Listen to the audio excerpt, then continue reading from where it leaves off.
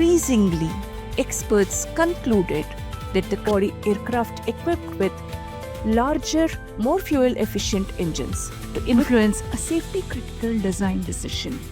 Commercial convenience.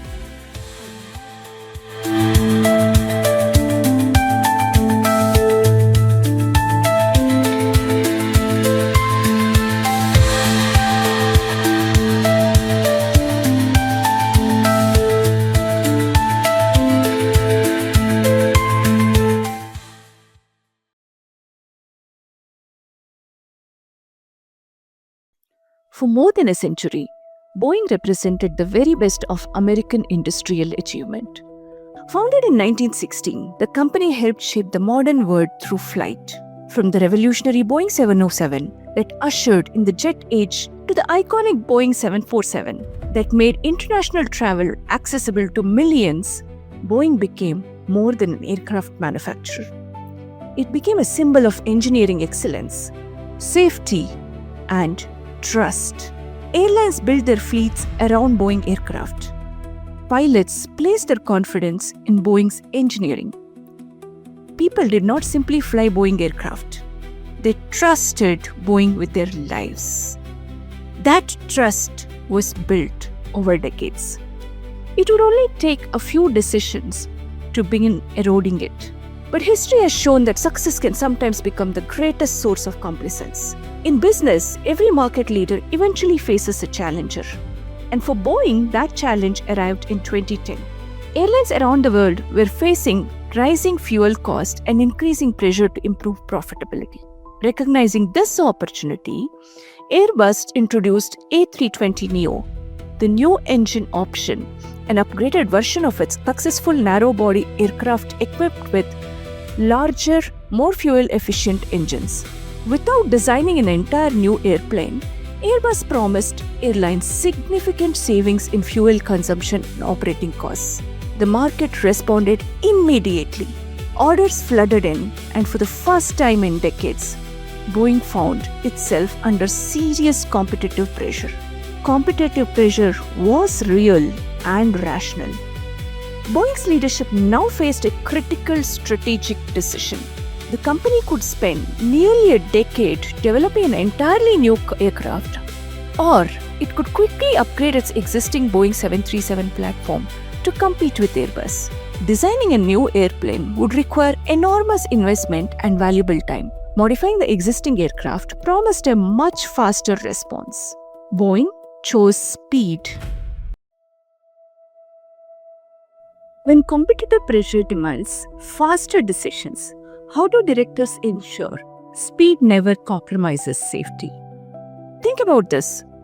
With investors waiting, airlines demanding efficiency, market share under threat, if you were sitting in that boardroom, would you have voted differently?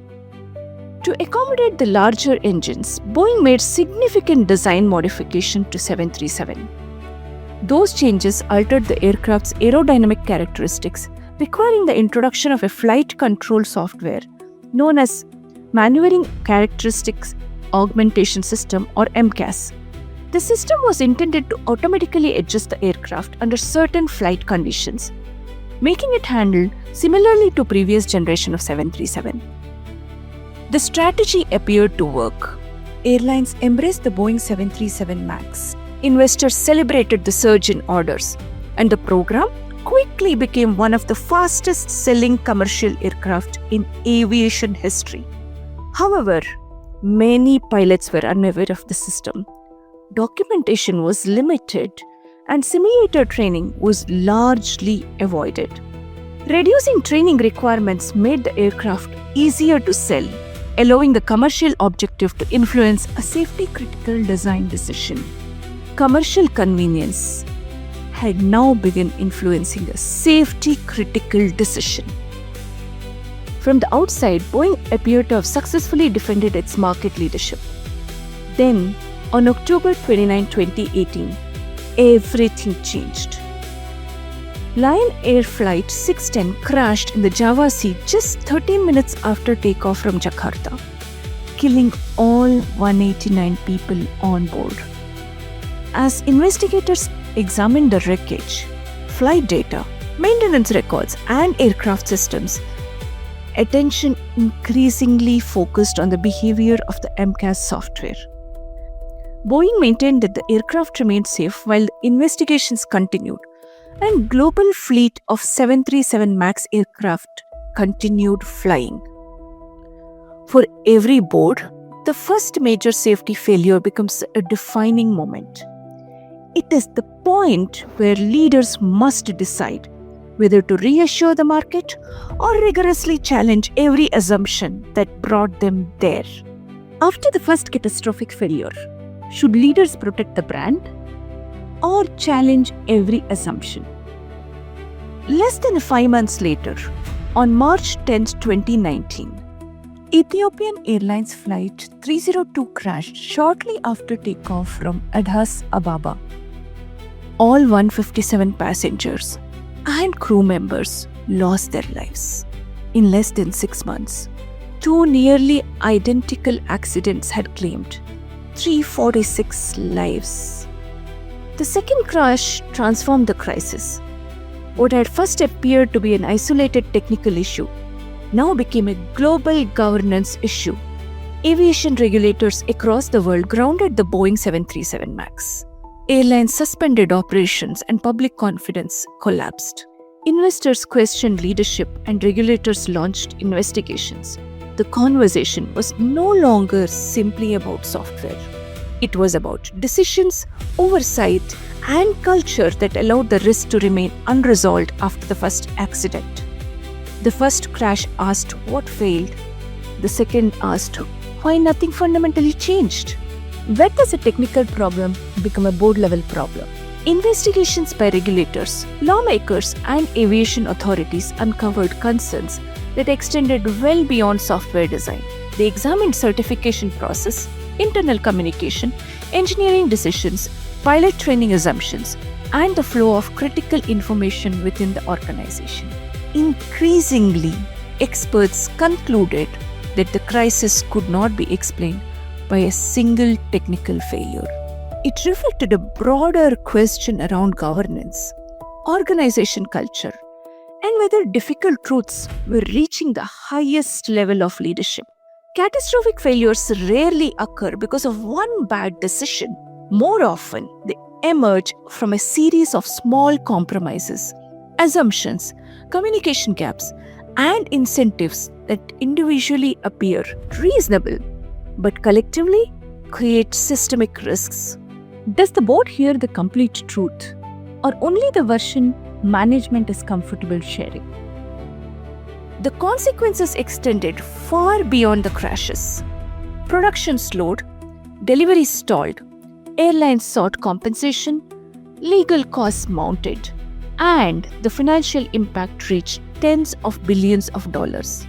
In 2021, Boeing entered into a deferred prosecution agreement with the US Department of Justice worth approximately $2.5 billion, including criminal penalties, airline compensation, and a $500 million fund for victims' families. Then, just as confidence appeared to slowly returning, Boeing once again faced a global scrutiny. On January 5, 2024, an Alaska Airlines Boeing 737 MAX experienced a mid-air door plug panel separation shortly after takeoff. Fortunately, the aircraft landed safely and no lives were lost.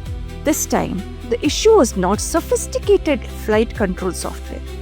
Investigators found that the critical retaining bolts had been missing during the manufacturing process. That incident pointed not to design complexity, but to failures in production quality, documentation, and manufacturing oversight. 5 years after the MAX tragedy, the world expected Boeing to have fully absorbed the lessons of the past. Instead, another failure raised an uncomfortable question. If different problems continue emerging from different parts of the organization, perhaps the deeper issue is not technology, but culture. If failures appear across the organization in different forms, is the failure the system or the culture that govern them? Boeing remains one of the world's most important aerospace companies, and significant efforts have been made to strengthen safety, quality, and oversight. But rebuilding trust is far more difficult than building airplanes. Trust is earned over decades and can be lost in moments. The Boeing story is not merely about aviation. It is a case study in governance. Every organization faces competition. Every leadership team experiences pressure to deliver faster, cheaper, and better. But governance exists to ensure that short-term competitive pressures never override long-term responsibility. Governance failures rarely begin with a catastrophe. They begin with small compromises, overlooked warnings, and difficult questions that are never asked or never answered. Airplanes can be redesigned, companies can recover, reputations can heal, but no board meeting has ever voted lost lives back into existence. Lives lost can never be recovered.